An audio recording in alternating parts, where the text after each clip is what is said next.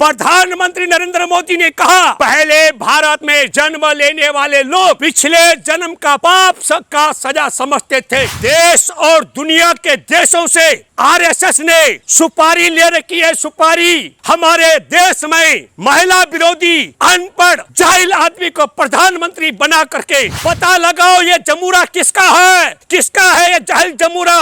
कि नरेंद्र मोदी जैसे जाहिल व्यक्ति को प्रधानमंत्री की कुर्सी पर बिठा करके आरएसएस ने देश और दुनिया में देश के लोगों की नाक कटवा दी है। और इस जमूरे का वह मदारी कौन है जिसने इसे कुर्सी पर बिठा रखा है। प्रधानमंत्री की हैसियत से अमेरिका जाता है तो यकीनी तौर पर मैं जो शब्द बोलूं, राजनेता तो छोड़िए, एक भी इज्जतदार अमेरिकी नागरिक एयरपोर्ट पर मोदी को लेने नहीं आया। मिस्टर मोदी अपना झोला उठाओ और देश से छोड़कर चले जाओ। 10वीं शताब्दी का जिक्र कर रहा हूँ। सोमनाथ मंदिर को अफगानिस्तान से आए हुए महमूद गजनबी ने लूटा, लेकिन आज आजादी के 75वें वर्षगांठ पर केदारनाथ धाम जहां 125 करोड़ रुपए का सोना लूटा गया, वो लुटेरा कौन है? केदारनाथ धाम का 125 करोड़ रुपए के सोने का लुटेरा नरेंद्र मोदी और पुष्कर धामी। ये बताएं कि वह लुटेरा कौन है जिन्होंने केदारनाथ धाम से 125 करोड़ रुपए का सोना लूटा।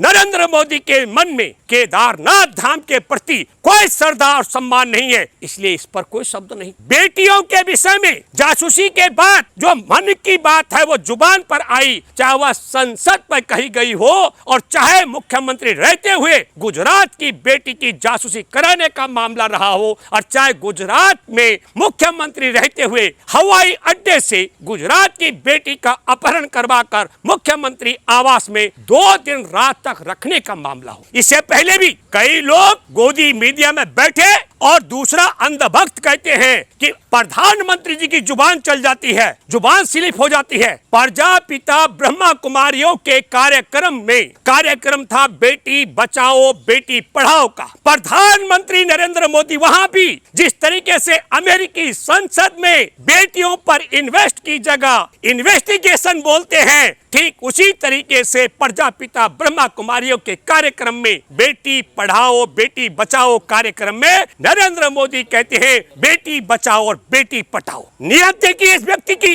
मणिपुर के मामले में साइलेंट, 125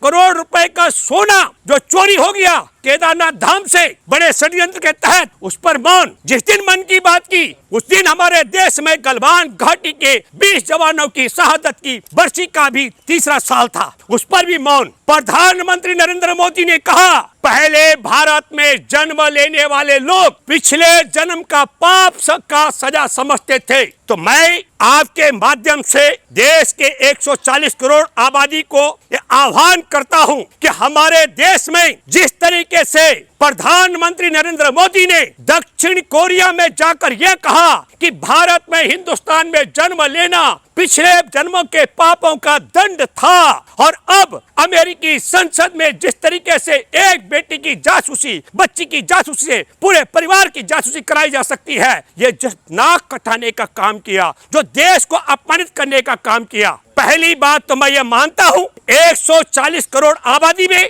नरेंद्र मोदी बताए देश को कि नरेंद्र मोदी के अलावा और वो देश का कौन गद्दार है जिसको 2014 से पहले देश में जन्म लेने पर शर्म महसूस होती थी, उनकी सूची सार्वजनिक करे। देश और दुनिया के देशों से आरएसएस ने सुपारी ले रखी है। सुपारी हमारे देश में महिला विरोधी अनपढ़ जाहिल आदमी को प्रधानमंत्री बना करके हमारे देश की 140 करोड़ की आबादी और देश की नाक कटवाने के लिए सुपारी ले रखी है। अन्यथा क्या कारण हो सकता है कि ऐसे आधुनिक युग में हमारे देश में एक ऐसा व्यक्ति प्रधानमंत्री की कुर्सी पर बिठाया गया जो इन्वेस्ट को इन्वेस्टिगेशन पढ़ता हो, बेटी पढ़ाओ को बेटी पढ़ाओ बोल देता हो, विदेश में जा करके जिसे यह शर्म नहीं आती हो कहता हो हिंदुस्तान में जन्म लेना पाप माना जाता था। और मैं दूसरी बात कहना चाहता हूँ, नरेंद्र मोदी बोलते वही है जो नरेंद्र मोदी के मन में होता है, चाहे वह बेटी बचाओ और बेटी पढ़ाओ होता है और चाहे वह विदेश में जा करके 14 से पहले जन्म लेना पाप बताया जाता हो, और अब इन्वेस्ट की जगह इन्वेस्टिगेशन की बात होती हो, तब हम ये भी कहना चाहते हैं 2024 से पहले भारतवासियों पता लगाओ ये जमूरा किसका है ये जाहिल जमूरा जो इसे लिख कर देता है। इसे सिर्फ बांचना होता है और बांचने में गलती कर दे तो गोदी मीडिया सवाल नहीं उठाता है और बांचने में गलती कर दे तो जिस मदारी का जमूरा है वो मदारी पर्दे के पीछे से सामने नहीं आता है। और दूसरी बात संघ को भी साफ करना चाहिए। संघ ने हमारे देश का अपमानित कराने के लिए ऐसे व्यक्ति को जो देश और दुनिया में देश के अंदर भी और देश के बाहर भी नाक कटवा रहा है और प्रचार किया जा रहा है कि विश्व गुरु बन गया। बिल्कुल विश्व गुरु बन गया। मैं दावे के साथ मैं कह सकता हूँ इस व्यक्ति के मन में जो होता है ये मौन है। और मैं आपको बताता हूं मणिपुर का 2024 के चुनाव का एजेंडा मेइतेई समुदाय में हिंदू और दलित और मुसलमान भी हैं उसमें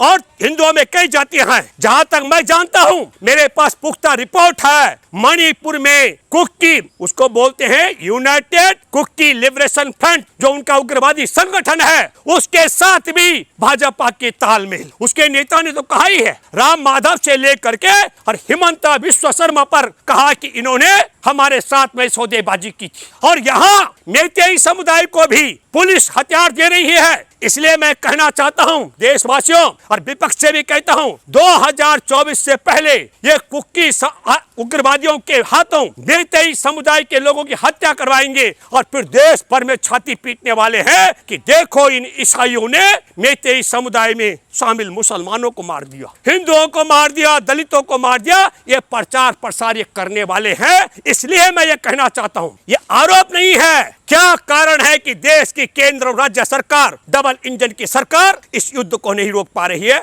और तब मैं आप लोगों से देशवासियों आपसे अपील करता हूं जो मैंने आरोप लगाया यह कतई हल्का आरोप नहीं है। बहुत गंभीरता के साथ मैं सोचने पर विवश हुआ कि क्या कारण है जब खूबसूरत गुजरात की बेटी हो तो नरेंद्र मोदी उसकी जासूसी कराए, एयरपोर्ट से उसका अपहरण करवाए, 2 दिन रात उसे बंधक बना के अपने मुख्यमंत्री आवास में रखवाए। जब बेटी पढ़ाओ बेटी बचाओ का कार्यक्रम प्रजापिता ब्रह्मा कुमारी का हो वहां अपील करे कि बेटी बचाओ और बेटी पढ़ाओ। और जब अमेरिकी संसद में कुछ बोलना हो बेटियों की तरक्की के लिए तो वहां बेटी पर इन्वेस्ट करने की बजाय इन्वेस्टिगेशन की बात करें, जासूसी की बात करें। हम बेटियों पर इन्वेस्ट करें, बेटियों की जासूसी नहीं करें।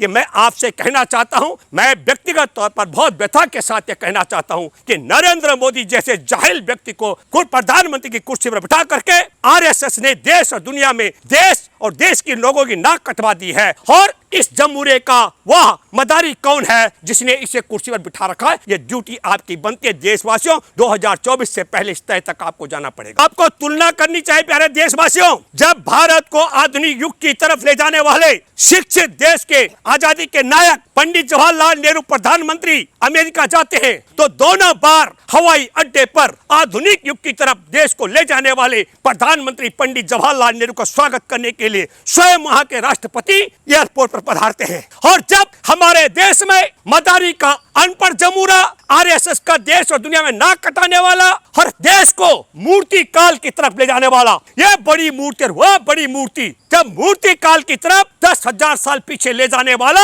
जब प्रधानमंत्री की कुर्सी पर बैठ के प्रधानमंत्री की हैसियत से अमेरिका जाता है तो यकीनी तौर पर मैं जो शब्द बोलूं राजनेता तो छोड़िए एक भी इज्जतदार अमेरिकी नागरिक एयरपोर्ट पर मोदी को लेने नहीं आया व्हाइट हाउस में जा करके, क्योंकि प्रधानमंत्री है, अमेरिका को व्यापार करना है, अमेरिका व्यापारिक देश है, उसे अपना कारोबार बढ़ाना है। वहां पर राष्ट्रपति और अमेरिका की प्रथम महिला जब खड़ी हुई तो मोदी जी बोले बहुत बड़ा सम्मान है। देशवासियों आपको तय करना है कि उस जमाने में जब भाजपा की भाषा में हमारी भाषा में ये कि हमारा देश शिशु काल में था और भाजपा के जो नड्डा है उनकी भाषा में घुटनों पर रेंगने वाला देश का प्रधानमंत्री जब अमेरिका जाता है तो राष्ट्रपति एयरपोर्ट पर स्वागत करने के लिए पंडित जवाहरलाल नेहरू का पहुंचता है। और जब दुनिया में पैरों के बल दौड़ने वाला फेंकू करके फेंक कर दौड़ने वाला और 16,000 करोड़ के जहाज पे उड़ने वाला,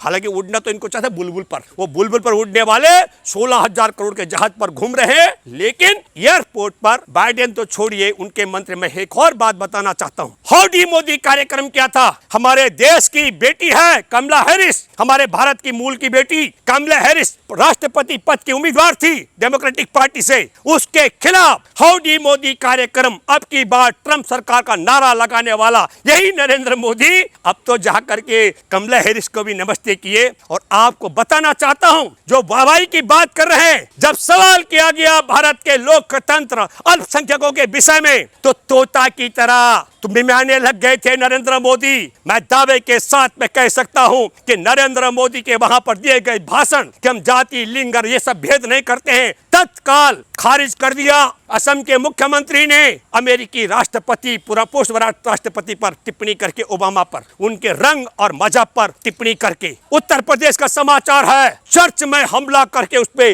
जय श्री राम दीवारों पर लिखा गया। और मैं फिर कहना चाहता हूं, सोनू मानेश्वर जो 2 युवाओं का हत्यारा है, उसको बचाने के लिए केंद्र से लेकर भाजपा सरकार लगी हुई है। मैं आपके माध्यम से यह भी कहना चाहता हूं कि बिल्किस बानो, जिसके परिवार के 14 सदस्यों की हत्या कर दी गई, जिसके साथ गैंग रेप किया गया, उसकी मां के साथ भी, उसके परिवार की महिलाओं की जिनकी हत्या कर दी गई, 3 साल की मासूम बच्ची की हत्या कर दी गई थी, 15 अगस्त को उसके हत्यारे बलात्कारियों को रिहा किया गया। वह संघर्ष कर रही है। मॉब लिंचिंग करने वाले हत्यारों की रिहाई पर झारखंड के अंदर मोदी जी के ही केंद्रीय मंत्री ने फूल मालाओं से स्वागत किया था। मैं ये कहना चाहता हूं, कथनी और करनी के ये बहुत लंबा, मैं उस ओर नहीं जाऊंगा। मैं आपके सवाल पर एक बात कहना चाहता हूं, गोदी मीडिया क्या कहता है रहने दीजिए, लेकिन मैं भूपेंद्र रावत ये मानता हूं कि नरेंद्र मोदी ने मई 2015 में दक्षिण कोरिया में ये बोल करके कि भारत में जन्म लेना पिछले जन्मों के पाप की सजा है, उसमें नरेंद्र मोदी तो स्वयं मानते हैं